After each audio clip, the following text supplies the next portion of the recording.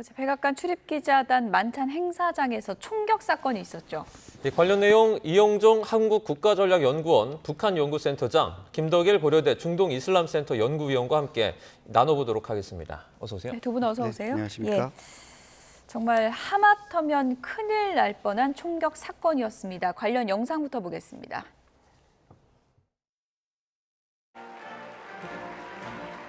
President of the United States, Donald J. Trump. 행사가 무르익던 저녁 8시 반쯤 폭음이 울려 퍼집니다. 비밀 경호국 요원들은 트럼프 대통령의 자세를 낮춘 뒤 대피시킵니다. 만찬장 밖에서 총격 사건이 발생한 겁니다. 갑자기 한 남성이 전속력으로 달려들어옵니다. 미 수사당국은 그가 산탄총과 권총, 칼 등으로 무장한 채 보안 검색대를 돌파하려 했다고 밝혔습니다. 용의자는 미국 명문대학인 캘리포니아 공대 출신의 31살 남성 폴 토마스 앨런으로 밝혀졌습니다.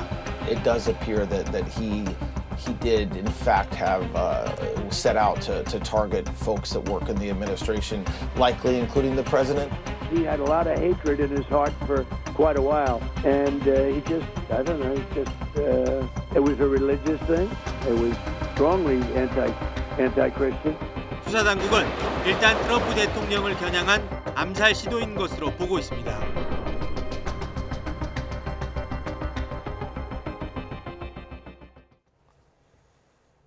네, 트럼프 미국 대통령의 부통령도 자리하고 있었고 출입 기자단까지 참석 인원수가 상당히 많았기 때문에 하마터면 정말 큰일 날 뻔한 사건이었죠.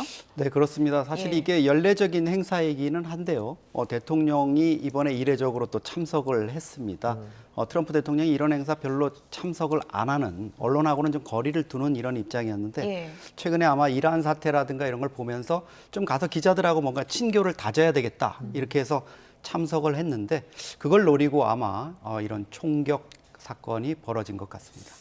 실제 출입 기자단 만찬이 시작된 지 겨우 5분 만에 이 사태가 벌어졌다 그래요. 예, 그래서 화기애애한 좀 분위기였었죠. 그래서 기자들과 사이가 안 좋았습니다만 트럼프 대통령은 1기 행정부 때도 그렇고 이번 2기 때도 그렇고 이제 기자들 이런 모임이 안 나왔으니 이번에 이제 나와서 그러면 이런 자리에서 이제 대통령에 대한 풍자도 하고 어떤 유머도 어우러지고 트럼프 대통령이 어떤 연설을 할지도 좀 주목을 받았었는데요. 하여튼 갑자기 이런 불미스러운 사건이 터지면서 이건 행사는 이제 취소가 됐고요. 트럼프 대통령 말로는 이제 연기가 돼서 다음엔 다시 또 하겠다 이렇게 지금 발언을 한 상태입니다. 네. 네. 총격 소리가 울렸을 때 처음엔 그릇 깨지는 소리 같았다 이랬는데 총격 사건이 일어난 다음에 이제 요원들이 급히 무대 위로 뛰어오르면서 미국의 이 비밀 경호국의 프로토콜도 다 파악이 가능했다 이런 얘기가 나오고 있습니다. 저희가 화면 보면서 잠시 설명을 좀 드리겠습니다. 네. 총성이 울린 직후에 멜라니아 여사도 이렇게 깜짝 놀랍니다. 사복 경호원들이 트럼프 전 대통령 주변으로 빠르게 밀착하는데요. 그리고 트럼프 대통령이 시야에서 가려집니다. 다른 사복 경호원은 또 벤스 부통령에게 바로 이렇게 접근을 합니다. 곧바로 트럼프와 분리를 하려는 듯 먼저 대피를 시키는데요. 근접 화면을 좀 보시면 긴박했던 당시 상황이 잘 드러나 있습니다.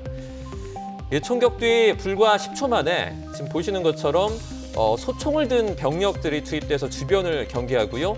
트럼프 대통령의 대피가 이때부터 시작이 되는데요. 이 과정에서 잠시 넘어졌다 다시 구축을 받으면서 주변 사람들의 둘러싸인 채 긴급하게 자리를 떠나는 트럼프 대통령의 모습을 볼 수가 있습니다.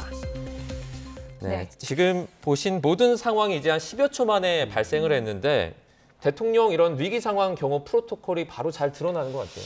맞습니다. 외곽이 이제 뚫린 거죠. 외곽의 그 검색 대가 이제 뚫리면서 대통령이나 부통령의 안전에 위험이 생겼다 이런 판단이 있는 즉시 무장병력, SS라 그러는 비밀 경호원들이 있고요, 경호요원들이 있고 그다음에 CAT이라 그러는 CAT라 그러는 신속 대응 병력이 있습니다. 그래서 뒤에 보면 이제 기관총을 든 지금 처음에는 이제 사복을 입은 사람들이 사복을 앞을 입은 가로막네요. 경호원들. 그러니까 지금 보면은 웨이터로 다 이제 위장을 하고 있었죠. 근접 웨이터들이 다 이제 경호원이었는데. 웨이터인 것처럼 복장을 입고 있었던 보통 거군요. 우리도 마찬가지지만 대통령 행사에서는 상당 부분이 직원들인 것처럼 이제 가장을 해가지고 들어가 있게 되죠.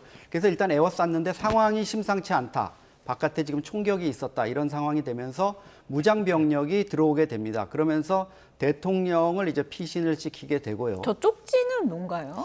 쪽지는 저게 무슨 위험을 알리고 이러는 게 아니라요. 이게 보면은 갈라쇼 비슷한 행사입니다. 예. 기자들하고 뭐 예. 간담회를 하고 이러는 게 아니라 그러다 보니까 아마 뭔가 이벤트를 하는 과정이었는데 그렇군요. 밖에서 갑자기 얘기가 들리고 총성이 들리면서 그게 중단되고 이제 경호 프로토콜이 시작이 된 걸로 이렇게 볼 수 있습니다. 그러니까 사복 경호원들이 먼저 올라오고 네. 그림을 계속 보여주시면 그리고 벤스 부통령과는 아예 다른 방향으로 분리를 시키더라고요. 맞습니다. 미국 같은 경우에는 이제 대통령과 부통령의 경호 프로토콜이 완전히 다릅니다. 예. 대통령 같은 경우에는 한 300여 명의 SS 요원들이 지금 둘러싸거나 근접 경호를 하게 돼 있고요.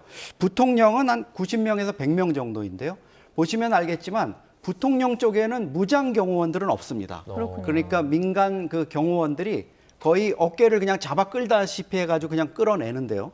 지금 트럼프 대통령 같은 경우에는 이미 무장 경호원들이 둘러싸고 있는 상황이기 때문에 자세를 낮춰서 허리를 숙여서 이제 밖으로 내보내기 위한 과정에서 트럼프 대통령이 앞으로 좀 엎어졌죠. 너무 급한 상황이다 보니까. 그러니까 이제 다시 일으켜 세워서 끌고 나가고 대통령 오른쪽에 앉아 있던 그 CBS 기자죠. 지금 백악관 기자단 회장을 하고 있는 레이지아 장 기자도 뒤늦게 이렇게 따라 나가는 그런 모습이 보이고 있습니다. 순서상으로 보면은 뭐 우연이겠지만 벤스 부통령이 먼저 현장을 빠져나가는 상황이 됐어요. 맞습니다. 벤스 예. 부통령 쪽 있는 데는 이제 출구가 좀 열려 있었고요. 예. 트럼프 대통령이 나가는 쪽은 조금 동선이 복잡하게 돼 있는 이런 상황이다 보니까 예. 저렇게 이제 챙겨서 나가는 이런 모습이 좀 보였고요.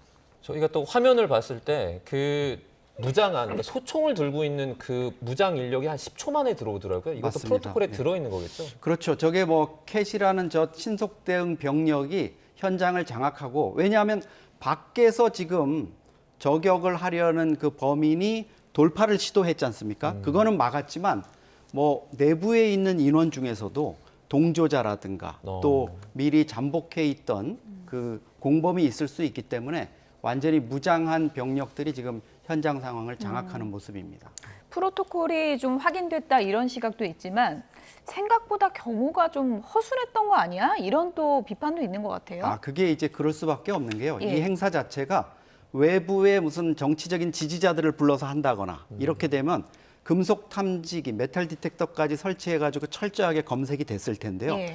이거는 사실 백악관 내부를 다 출입 허가를 받아서 출입하는 기자들, 그리고 백악관의 당국자들, 정부 당국자들, 언론사 관계자들. 신분이 검증된 이 사람들만 예. 2,600명이 모이는 내부 행사인 성격이었기 때문에 예. 저 자리에서 아마 그렇게 철저한 그게 이루어지지 않고 신분만 확인하고 들여보내는 이런 과정이었고 이 저격범도 아마 그런 점을 노리고 현장 돌파를 시도한 것 같습니다. 그 현장 돌파할 때 그 모습을 보면 여러 명의 그 인원들이 있는데 달려서 이렇게 통과를 하더라고요. 이런 것도 조금 부실하다는 지적을 받을 수 있는 거 아닙니까? 그렇죠. 만약에 이제 철저하게 이렇게 경계가 돼서 외부에 위해 요인이 있고 이렇게 판단이 된다면은 다 이렇게 좀 얼러트된 상태에 있었을 텐데 저기는 지금 행사가 이미 시작돼서 밖에 사람이 거의 없는 상태니까 경호원들도 좀 그 긴장을 풀고 있는 상태였는데 네. 갑자기 총을 쏘면서 그래서 경호원 한 명이 총을 맞습니다. 용의자가 좀 뛰어가는 장면을 보여주시면 좋을 것 같은데요. 좀 예상치 못했던, 전혀 맞습니다. 예상치 못했던 그런 용의자가 이제 상황이었던 것 같아요. 급작스럽게 뛰어오니까 저 경호원이 복부 쪽에 총을 맞거든요. 근데 방탄조끼가 있어서 다행히 이제 괜찮았고 예. 대여섯 명이 사실 권총으로 저 범인을 향해서 사격을 했는데 또 범인이 이렇게 치명적인 부상을 입지 못한 거 보면 총으로 제압하는 데는 네, 일단 저기서 막 실패했다고 볼 수 뛰어오는데, 있습니다. 예. 네. 그리고 아마 안쪽에 연회장으로 내려가는 그쪽에서 경호병력에 의해서 차단이 된 걸로 이렇게 볼 수 있겠습니다. 사실 뭐 비슷한 내용의 그런 영화를 봐도 검색대를 피하기 위해서 여러 뭐 수법을 쓰지만 저렇게 돌진하는 경우는 많이 못 봤거든요. 그렇죠. 그래서 예. 사실 그 앨런이라는 이 저격범이 예. 상당히 좀 무모하게 저걸 시도를 한 거라고 볼 수 있죠. 원래 이런 그 범인들이 보통은 안에 신분을 위장해서 완전히 장내에 진입을 한 뒤에 어떤 범행을 하거나 아니면 대통령이 호텔에 도착하거나 아니면 떠나는 이런 경호상의 좀 허술한 공백이 있는 틈을 노리는데 이번 같은 경우에는 아마 그게 좀 여의치 않다 보니까 그냥 무모한 돌파 쪽으로 결행을 한 것 같습니다. 네. 자, 그러면 이제 뭐 워싱턴 힐튼 호텔이라는 곳이 사실 예전부터 기자협회 만찬 행사가 열리던 그런 장소로 알려지는데 그 과거에 레이건 네. 대통령 그 사태도 바로 이곳에서 발생을 했다 그러더라고요. 보안 문제가 꾸준히 좀 제기되고 있는 부분인 것 같아요. 네, 그렇습니다. 그래서 레이건 대통령이 이제 다행히도 이제 암살 미수로 끝났으니까 다행이고요. 이제 역대 미국 대통령들 보면 이제 암살로 생을 마감한 대통령들이 있지 않습니까? 네네. 그런 점에서 이런 부분에 대해서는 지금 계속해서 꾸준히 문제가 제기되고 있어 왔고요. 그다음에 특히나 이번에 이제 기자단 협회에서 이제 초청을 하는 행사였기 때문에 이제 트럼프 대통령도 이제 밖으로 나와야 되는 거였죠. 그러니까 백악관으로 초청을 할 수 있는 것이 아니라 그런 점에서 이번 워싱턴 힐튼 호텔에서 이제 백악관 기자들이 초청을 했다는 점 자체. 그래서 과거와 있었던 일과 계속 이제 오버랩이 되면서 이런 문제 제기가 다시 더 제기되는 것 같습니다. 네, 지금 뭐 힐튼 호텔 구조도도 나오고 있습니다. 아무래도 숙박객도 굉장히 많고 뭐 행사한다고 숙박객 다 나가라 이렇게 할 수 없는 상황이기 때문에 이제 보안에 늘 위험이 있다 이런 얘기가 있었는데 마침 또 트럼프 미국 대통령이 맨날 백악관 연회장 필요하다. 그렇죠. 그 얘기 강조했었잖아요. 이렇게 조감도까지 보여줘가면서 화려하게 하나 짓자 했는데 반대 여론이 많았는데 어떻게 됩니까? 좀 여론이 바뀌는 겁니까 이제? 트럼프 대통령 뭐 위기는 기회다. 예, 철학 바로 저거죠. 아닙니까? 예. 네, 저 연회장이 사실 자신의 집무실이 이제 백악관의 웨스트 윙을 빼놓고 이스트 윙 쪽을 헐어가지고 예. 초대형 연회장을 짓는데 저게 처음에 2, 3억 달러 정도 된다 그러다가 지금은 4억 달러 정도까지 비용이 이제 치솟는 뭐 6천억 정도 들어가는 어마어마한 연회장이었는데 저게 사실은 법원에 의해서 제동이 걸렸습니다. 예. 법원에서 이제 어떤 얘기를 했냐면 트럼프 대통령을 비롯한 대통령들은 이 백악관 건물을 관리하고 다음 대통령을 위해 가지고 이걸 잘 쓰고 물려주는 거지.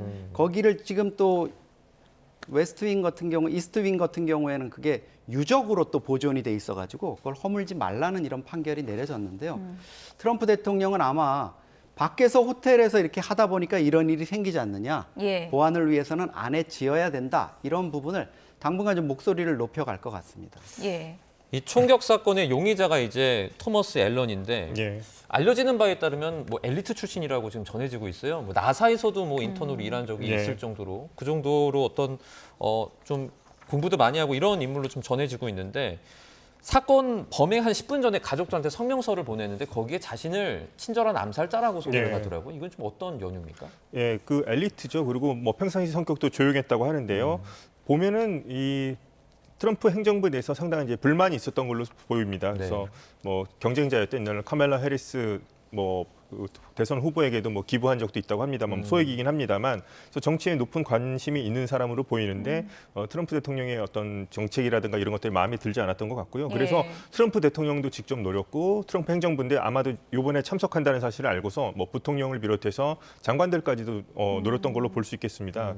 그래서 이러한 좀 이제 과격한 수단을 사용하려고 했다는 점에 대해서는 뭐 트럼프 대통령이 좀 정신이 이상할 수 있는 사람이라고 얘기가 예. 나오고 있고요. 그런 얘기까지 나오고 있습니다. 그래서 조금 더 이제 이 사람이 어떤 배경에서 또 했는지는 이제 계속 조사가 나와야 되겠습니다만 처음에 이제 사건이 터졌을 때만 해도 시기가 시기인 만큼 뭐 이란이 배후에 있지 않느냐 뭐 이런 우려가 예. 되게 많았었는데 우선 트럼프 대통령도 아니라고 했고요. 뭐 조사 결과에서 드러나겠습니다만 이란과 연계된 것은 아닌 것 같아서 현재까지는 이제 다행스럽게 생각하고 있습니다. 네. 어쨌든 트럼프 미국 대통령이 이번 만찬장 총격 사건을 포함하면 벌써 임기 중에 세 번째 암살 위기를 맞게 된 것입니다. 이 암살 위기마다 또 정치적 풍향계가 조금씩 달라지곤 했는데요. 관련 영상 보시죠.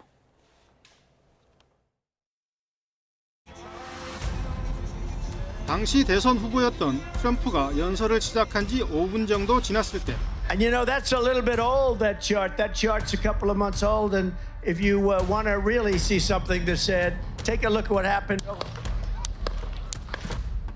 귀와 얼굴에 피가 묻은 트럼프가 경호원들에게 둘러싸인 채 대피하면서도 주먹을 불끈 쥐어 올리는 장면이 전 세계에 타전됐습니다. 귀에 거즈를 붙인 채 무대에 오른 트럼프 전 대통령은 지난 주말 피격 사건 때 사진을 무대 배경에 띄우며 연설을 시작했습니다. I'm not supposed to be here tonight. Not supposed to be here. 불과 2달 뒤 암살 시도가 또 발생했습니다. 트럼프가 자기 소유 골프장에서 골프를 치던 중 한 남성이 소총을 겨눈 겁니다. I've studied assassinations, and I must tell you, the most impactful people, the people that do the most. You take a look at the people, Abraham Lincoln. I mean, you go through the people that have gone through this, where they got them. I hate to say I'm honored by that, but I've done a lot. We've done a lot. We've taken this country, and we were a laughing stock for years, and now we're the hottest country anywhere in the world. We've changed this country, and there are a lot of people that are not happy about that.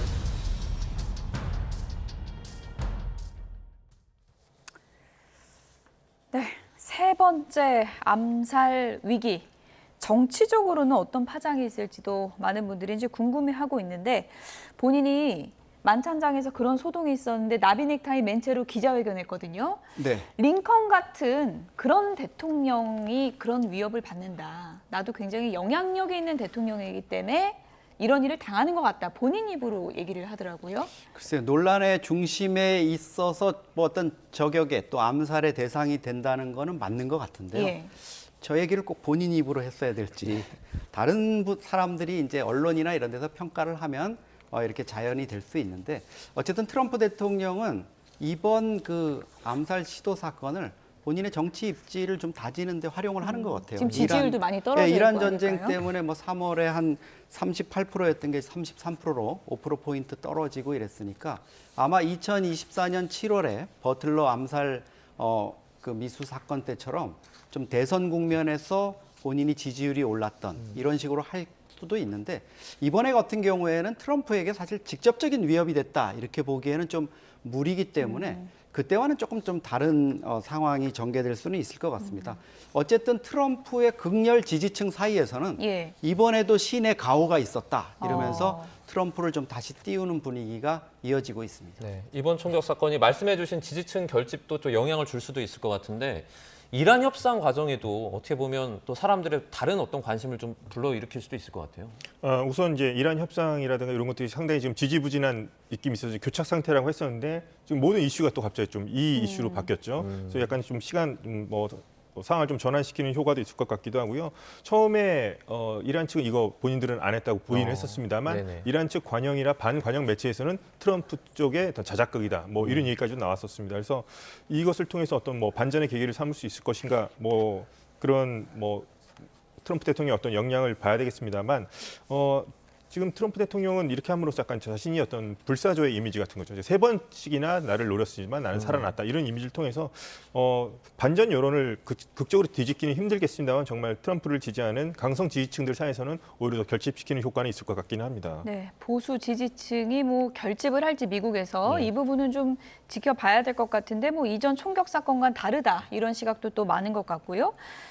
총격 사건이 지금 굉장히 뉴스의 중심이 되다 보니까 이란이 새로운 제안을 했는데 좀 뉴스가 묻히는 그런 분위기도 있긴 한데 어쨌든 지금 이란에서 새로운 제안을 내놨다는 지금 새로운 내용이 들어와서 소개를 좀 드려야 될 것 같습니다. 이란이 미국에 새로운 제안을 했다. 그러니까 협상 분위기는 다소 이어가려고 하는 노력이 계속 보이고요. 지금 악시오스 보도 내용을 보면은 핵 문제가 워낙 복잡하니까 이건 좀 미루고 우리 호르무즈 푸는 문제부터 얘기하자. 그러니까 단계적으로 좀 하자라는 제안인데 이걸 트럼프 미국 대통령이 받을까요? 어떻게 보십니까? 지난번에 이제 오만 그 아바스 아락치 외무장관이 파키스탄 들르고 오만 들렀다가 러시아 가기 전에 또 이제 파키스탄 들러서 이런 이란 측 종전안을 이제 내놓은 것 같은데요. 지금은 러시아에 도착을 했다는 겁니다. 러시아에 도착을 했죠. 그런데 이 부분 좀 트럼프 대통령은 좀 한 번에 해결하는 걸 원한 것 같기도 하고요. 그다음에 문제는 여기서 이제 핵 문제를 뒤로 미루고 우선 해협 봉쇄부터 풀면서 얘기를 하자 이 얘기인데 트럼프 대통령이 핵 문제를 뒤로 미룬다면 이거는 뭐 오바마 대통령보다 본인이 낫다는 걸 빨리 강조하고 싶은데 이거 핵 문제가 가장 또 중요하기 때문에 이번 전쟁을 한 면도 있거든요. 근데 핵 문제를 뒤로 미룬다면은 이것이 언제 끝날지 기약이 없겠죠. 트럼프 대통령 임기 안에 못 끝낼 수도 있겠고요. 그리고 단계적 제한 지금 오히려 제안한 것을 보면은 이란 측이 호르무즈 해협, 그러니까 호르무즈 해협을 자신들이 봉쇄하고 있습니다만 미국 측하고는 이란에 대한 역봉쇄에 대한 어떤 타격이 엄청나게 좀 크다는 걸 느낄 수 있습니다. 먼저 해협부터 우선 개방하는 쪽으로 얘기를 하자라고 얘기하는 걸 봤을 때는 저는 뭐 트럼프 대통령이 고민을 많이 할 것이고요. 뭐 실무진들 사이 논의는 있겠습니다만 이 제안만 놓고 봤을 때는 트럼프 대통령이 받아들이기는 쉽지 않아 보이긴 합니다. 지금 이란이 러시아를 지금 방문을 했잖아요. 그러면은 러시아 측과 뭐 얘기해서 이번 어떤 문제를 풀 수 있는 어떤 방안은 뭐 어떤 게 있습니까? 러시아 측과 이제 어떤 얘기를 하는지는 아직까지 뭐 비공개 상태이긴 합니다만 만약에 한다면 뭐 트럼프 대통령이 계속 얘기했던 게 고농축 우라늄 방출 얘기죠. 네. 그것을 뭐 지난번 2015년 핵 합의 때는 러시아 쪽으로 이제 반출한 경험이 있습니다만 이번에도 막 그런 부분을 논의했을 수도 있고 그리고 뭐 이란은 현재 뭐 러시아와는 그래도 우방인 관계이기 때문에 지금 미국 측에서 계속 어떤 뭐 침략이라든가 이런 것을 보장해주지 않을 경우에 만약에 자신들의 안전 같은 경우를 러시아가 이제 보증인처럼 보증해 줄 수 있는 역할을 논의하지 않았을까 그렇게 추측해 볼 수 있을 것 같습니다. 네. 트럼프 미국 대통령, 우리는 시간이 아주 많다 이렇게 얘기를 하면서 이란을 압박하는 그런 모양새인데요. 이란에 대해서 협상을 원한다면 전화를 해라 이런 얘기를 하기도 했습니다. 트럼프 미국 대통령의 발언 내용 들어보겠습니다. We have great respect for the Field Marshal of Pakistan and for the Prime Minister of Pakistan. They're great people. They really are good. But, you know, it's a 17, 18-hour flight.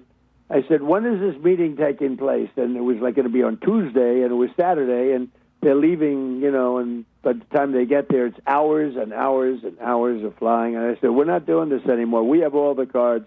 If they want to talk, they can come to us or they can call us. You know, there is a telephone. 네, 파키스탄 뭐 먼 거리다. 우리가 왔다 갔다 하기 좀 뭐 피곤하니 전화를 하거나 와라. 굉장히 여유를 부리는 거죠. 네, 일단 공은 이란 쪽에 넘겨놨다. 이게 트럼프의 판단인 것 같고요. 실제로도 그렇습니다. 이란이 지금 상당히 이제 전쟁 뭐 2달째 이렇게 되는데 어려운 것도 사실이죠. 내부에 극심한 좀 혼란이 있는 것 같습니다. 강건파, 온건파. 그래서 그 동안에 이제 갈리바프 의장이라든가 아락치 이제 외교장관 이쪽에서 조금 다소 온건한 얘기들을 해오니까 이슬람 혁명 수비대가 이제 발끈한 거고요. 그거는 바로 이제 자기들의 이권, 돈줄인 호르무즈 해협을 미국한테 뺏기거나 양보할지도 모르겠다. 이런 좀 절박감이 있는 것 같습니다. 그러다 보니까 이제 바이디 사령관이 직접 나서가지고 좀 강경한 언급을 하고 있고 사실 기술적으로도 지금 이란 입장에서는 이 기름을 생산해가지고 계속 해외에 판매가 돼야 되는데 이게 중단되면은 하르그 섬에 있는 저장 시설이 차버리면 유전이 멈춰야 됩니다. 그러면 유전을 멈추게 되면은 그 물이 이제 역류하는 지하수가 역류하는 이런 상황이 되고 또 파라핀 성분이나 이런 게 굳어버리면 재가동에 이제 상당한 어려움이 생기거든요. 그런 기술적 문제 이런 거를 트럼프 대통령이 정확히 알고 있는 겁니다. 그래서 하르그 섬이 이제 너희들 가득 차가고 있지 이러면서 계속 압박을 하는데요. 이란이 아마 견디기 힘드니까 지금 파키스탄을 갔다가 오만을 가고 러시아를 가겠다 그러다가 갑자기 또 오만을 만나고 나서 파키스탄으로 돌아와서 다시 또 재협상안을 던지고 이러는 좀 긴박한 움직임이 벌어지고 있기 때문에 제가 보기에는 이번 주중으로는 미국하고 이란이 다시 파키스탄이나 제3의 지역에서 만나는 상황이 올 수밖에 없을 것 같습니다. 이란이 미국에 전화를 할 것 같습니까? 네, 지금 현실적으로는 그럴 수밖에 없죠. 이미 핵 문제를 뒤로 미루자는 거는 자기네들이 핵 문제와 관련해 가지고 미국이 지금 요구하고 있는 부분 이런 부분들을 좀 밀어놓고 호르무즈 해협 푸는 것부터 먼저 하자 그러는 이런 상황으로까지 갈 수밖에 없는 거죠. 미국의 싱크탱크는 그러니까 이란 혁명 수비대가 지금 이란 안에 의사결정 과정 장악하고 있다 이런 분석을 내놓기도 했는데 뭐 결국에는 사실 뭐 이 부분도 미국과의 협상에서 큰 변수가 좀 될 수 있을 것 같아요.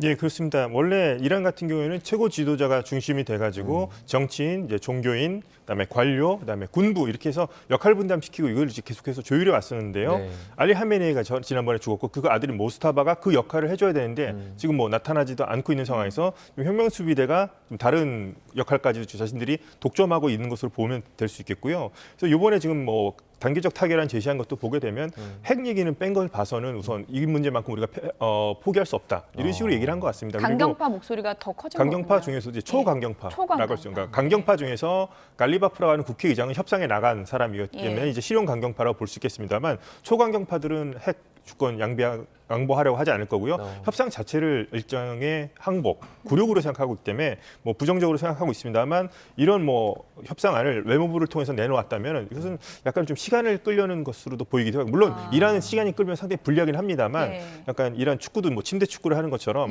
이번에 약간 좀 시간을 끌면서 트럼프의 어떻게 나오는지를 보려는 그런 생각도 있는 것 같긴 합니다. 그래서 지금 혁명수비대가 이렇게 의견을 장악하고 협상팀까지 자신들이 조정하면서 구성까지도 좀 바꾸려고 하는 움직임이 있는데요. 근데 이렇게 갈 경우에는 트럼프 쪽, 미국 측과 이제 의견은 더 평행선을 달릴 수밖에 없을 것 같기도 하고 우선 협상을 해야 되는데 또 협상을 하기 위해서는 일단 해협 봉쇄부터 서로 풀자는 얘기가 지금 나오는 거 봤을 때 아직까지도 좀 갈 길이 멀어 보이긴 합니다만 뭐 협상이 이루어진다면은 뭐 아까 지금 소장님께서 말씀하신 대로 이번 주 초가 가능할 것 같기도 합니다. 예. 근데 뭐 해역 개방 먼저 하고 핵 문제는 나중에 하자라는 새로운 제안이 정말 맞다면 트럼프 미국 대통령이 받을 가능성이 높아 보이진 않는데 트럼프 대통령이 뭐 이런 얘기를 했다고 합니다. 폭스뉴스와의 인터뷰에서 중국이 지금 더 많은 역할을 해줘야 된다. 이런 점을 강조했거든요. 어떤 걸 원하고 있는 걸까요? 호르무즈 해협 같은 경우에는 중국도 상당 부분 의존하고 있죠. 이란산 석유를 좀 싸게 어떤 음성적으로 이제 거래를 하면서 하고 있는데 이 부분에 대해서는 중국이 지난번에 휴전안을 만들 때 파키스탄이 중재를 했습니다만 중국도 같이 많은 영향을 끼쳤죠. 호르무즈 해협은 재개방되어야 된다. 이런 거기 때문에 트럼프 대통령도 뭐 공개적으로 중국이 나서는 것까지는 원치 않겠습니다만 이란 측으로 하여금 빨리 호르무즈 해협을 개방하게끔 하라는 그런 좀 압력을 좀 넣어주길 바라는, 좀 설득해주길 바라는 그런 의견을 중국 측에 제시할 거라고 봅니다. 이거 앞서 언급해 주시기도 했는데 그럼 미국 입장에선 역봉쇄가 만약에 먹힌다는 판단을 하면 굳이 해협을 일찍 풀 필요는 좀 없지 않습니까? 트럼프 대통령은 우선 이게 휴전이 무기한으로 얘기한 것 자체가 우선은 역봉쇄를 오래 끌고 갈 심산이 있는 것 같기도 합니다. 본인이 뭐 5월 1일 날에 우선 전쟁 권한에 관한 논의도 있겠습니다만 시간이 트럼프 대통령은 유가가 어느 정도 오르더라도 이 상태로 가게 되면 이란 측에서 먼저 사실상 항복에 가까운 제안을 들고 올 것이라는 전화를 먼저 걸 거라고 생각을 하는 측면도 있는 것 같습니다. 그래서 전쟁을 하기보다는 오히려 이란을 이런 식으로 해서 압박을 넣는 것이 더 좋다고 판단하는 측면도 있는 것 같습니다. 네. 러시아에 도착한 아라그치 장관이 미국에 전화를 할지 이 부분이 좀 핵심 포인트가 될 것 같은데 좀 지켜보도록 하겠습니다. 이영종 한국국가전략연구원 북한연구센터장, 김덕일 고려대 중동이슬람센터 연구위원 두 분이었습니다. 고맙습니다. 고맙습니다.